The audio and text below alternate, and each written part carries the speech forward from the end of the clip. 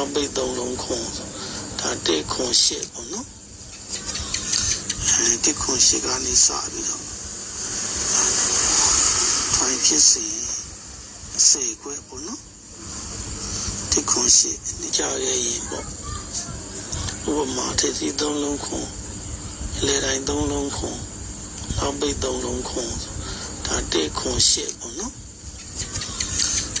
1ခွန်8ကနေစပြီးတော့ထိုင်ဖြစ်စီစေခွဲပေါ့နော်1ခွန်8နှစ်8ကို3 9 4 3 5 1 5 1 2 6 2 3ခွန်3 4 8 4 5 9 5 6 3 5 6ခုဒါ14ချိန်အတွက်ထိုင်ဖြစ်စီကျစေခွဲပေါ့နော်အခါ brain နဲ့ပုံမွေးကျွန်တော်တင်ပေးနေကြနော်ဒီ24ချိန် break 3ကြတဲ့နောက်နေ့ထဲမှာ break 5 break 4 break 3 break 2လို့လိုက်တာပေါ့နော်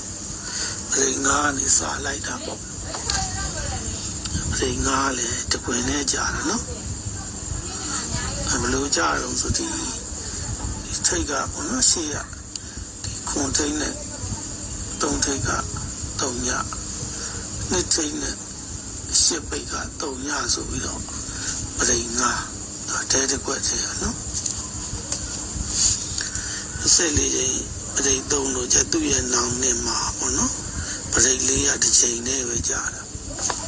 ဒီနေ့လုံးမှာတစ်ချိန်နဲ့ပဲကြာနော်ကြားတဲ့ချိန်မှာလည်းခုနကျွန်တော်ရိုက်တယ်လို့ပဲဒီ6ထိန်းနဲ့4ထိန်းက3ည3ထိန်းနဲ့ခွန်ပိတ်က3ည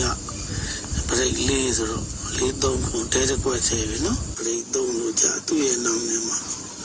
ပရိတ်3ကတကွင်နဲ့ပဲကြာတယ်နော်ကြားတဲ့ချိန်မှာခုနအတိုင်းပဲနော်6ထိန်းနဲ့4ထိန်းက3ည9ထိန်းနဲ့1ပိတ်က3ညပရိတ်3ဆိုတော့4 8 1ပရိတ်5တကွင်နဲ့ပဲကြာတယ်ပရိတ်4တစ်ချိန်နဲ့ပဲကြာတယ်ပရိတ်3တစ်ချိန်နဲ့ပဲကြာတယ်5 4 3 2ဆိုတော့ဒီပရိတ်3ရဲ့ဒီကျွန်တော်တို့ခုနှစ်ထဲမှာသူကစီကံတရားလုံးလို့ဆိုတော့ပရိတ်2ကတစ်ချိန်နဲ့ပဲကြာမှာပေါ့နော်အဲ့ပရိတ်2ကတစ်ချိန်နဲ့ကြာမှာကျွန်တော်ခုနအတိုင်းဆိုရင်ဒီက3ညထိတ်နဲ့3ညထိတ်ဒီ3ည8ထိတ်နဲ့